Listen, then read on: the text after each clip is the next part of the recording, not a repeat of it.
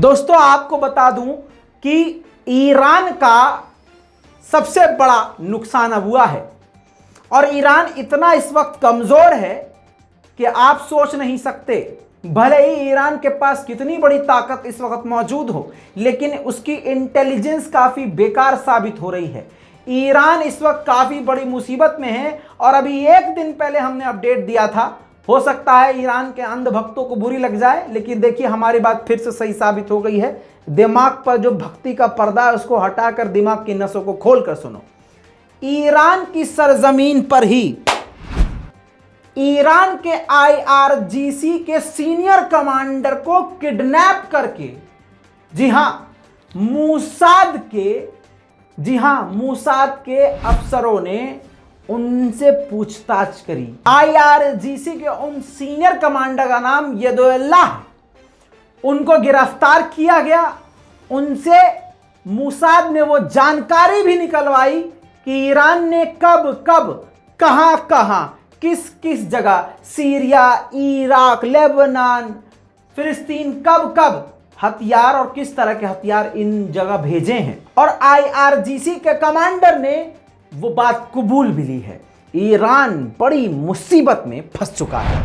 वहीं आप जानते हैं कि लेबनान के साथ भी इस वक्त इजराइल का काफी मामला खराब चल रहा है। हिजबुल्लाह लेबनान के साथ तो सही है, लेबनान के अंदर जो हिजबुल्लाह संगठन है वो पूरी तरह से खिलाफ है इजराइल के।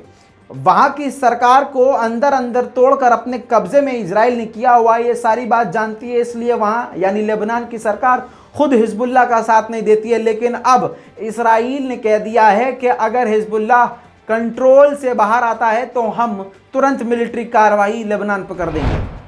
इसी के साथ बड़ी खबर यह है कि इजराइल ने हमास के एक सीनियर लीडर को गिरफ्तार कर लिया है। जानकारी के मुताबिक सन 2006 में हमास के इन सीनियर अधिकारी ने इस्राइल के एक कमांडर, आईडीएफ के एक फौजी को कत्ल किया था, जिसके चलते सीनियर हमास के लीडर को गिरफ्तार कर लिया है।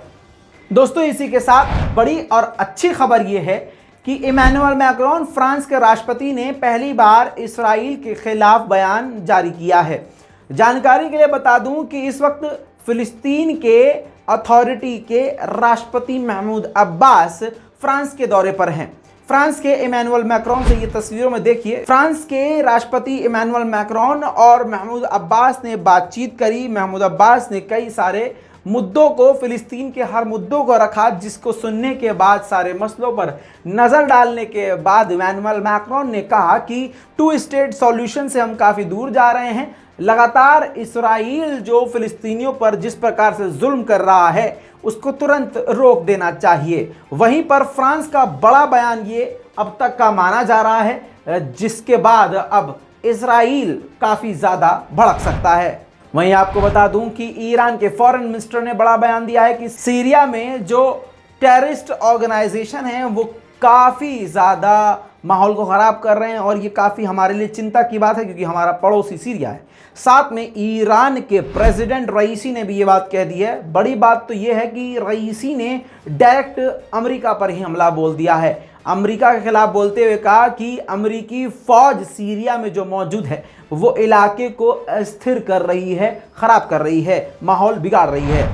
वहीं पर मुसलमानों की पीठ में छुरा भोंकने वाला एक नया मुस्लिम कंट्री मोरक्को इजराइल के करीब होता जा रहा है। अब उसने इंटरेस्ट लिया है कि वो इजराइल के साथ, यानी मोरक्को और इजराइल, अब दोनों की मिलिट्री एक साथ ऑपरेशन करेगी, यानी मिलिट्री ड्रिल करेगी। दोस्तों अब आपको बता दूं कि ईरान अभी कुछ दिन पहले पुतिन पहुंचे थे, जिस पर अब ये भी ईरान पर अमेरिका ने डाल दिया। अमेरिका ने कहा कि हमने पूरा आइसोलेट कर दिया था, हमने पूरी दुनिया से पुतिन को काट दिया था, लेकिन ईरान ने उस पुतिन को अपने देश में आने दिया और हमारी पूरी प्लानिंग पर पानी फेर दिया।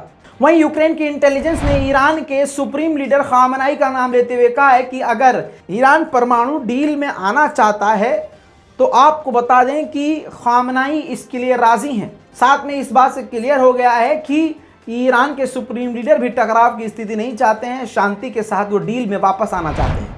मिडिल ईस्ट के लिए जो अमेरिका के सीनियर जर्नल हैं, उन्होंने बड़ी जानकारी दी है। उन्होंने कहा है कि इस वक्त अमेरिका और ईरान के रिश्ते काफ़ी ख़राब स्थिति में हैं और इस वक्त ईरान अमेरिका के सैनिकों को निशाना बनाकर उन पर हमला कर सकता है और इसके अलावा चाइना भी इस वक्त अमेरिका के लिए बड़ा खतरा है। अब आपको बता दूं कि इसराइल के पास एक रैमन एयरपोर्ट है, बिल्कुल अलग एयरपोर्ट है। फिलिस्तीन के लोग अपना एयरपोर्ट बनाना चाह रहे थे लेकिन इसराइल इसकी परमिशन नहीं दे रहा था। अब रैमन एयरपोर्ट को इंटरनेशनल पोर्ट बनाने की कोशिश कर रहा था इसराइल, लेकिन वो इसमें कामयाब नहीं हुआ। तो आखिर में एहसान जताते हुए रैमन एयरपोर्ट को फिलिस्तीन के लोगों को दे दिया कि भाई ये आप इस्तेमाल कर लो, कोई बात नहीं है, हमारा एहसान है आप पर। अब फिलिस्तीन की अथॉरिटी ने कह दिया कि हमें कोई इसमें एक्साइटमेंट नहीं है, हमें इसमें कोई खुशी नहीं है, क्योंकि हमें याद है जब कोरोना की वैक्सीन इसने बनाई थी और निकाली थी तो जब वो वैक्सीन एक्सपायर होने वाली थी तब उसने हमारी तरफ बढ़ा दी थी, हमने उनको रिजेक्ट कर दिया था। इसी तरह से हम इस एयरपोर्ट को भी नहीं लेंगे, पूरी तरह रिजेक्ट कर दिया जाए। दोस्तों इसी के साथ इसराइल ने उड़ने वाली कार का भी ईजाद कर लिया है। जी हाँ, ये देखिए, वो भी ये 5th जनरेशन की है। ऐसी काफ़ी सारी कंट्रीज़ हैं जो इस बात का दावा करती हैं कि हमने उड़ने वाली कारें बना ली हैं, लेकिन सबसे सेफ और एडवांस 5th जनरेशन की उड़ने वाली कार बनाने वाला दुनिया का पहला देश इसराइल बन चुका है।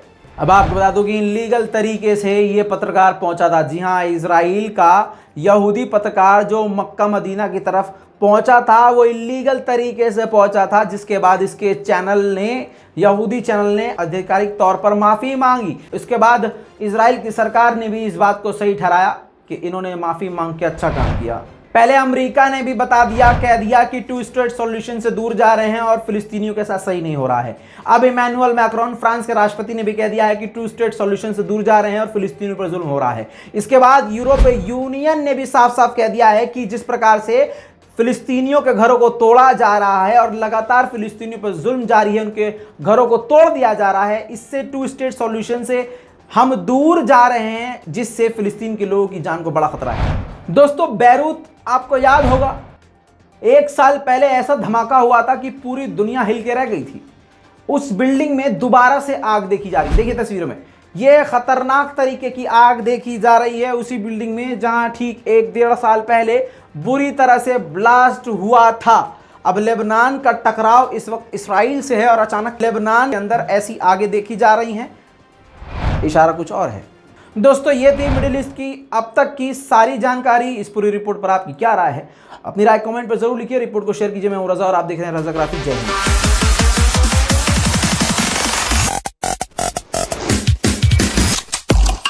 तेरा बाप आया।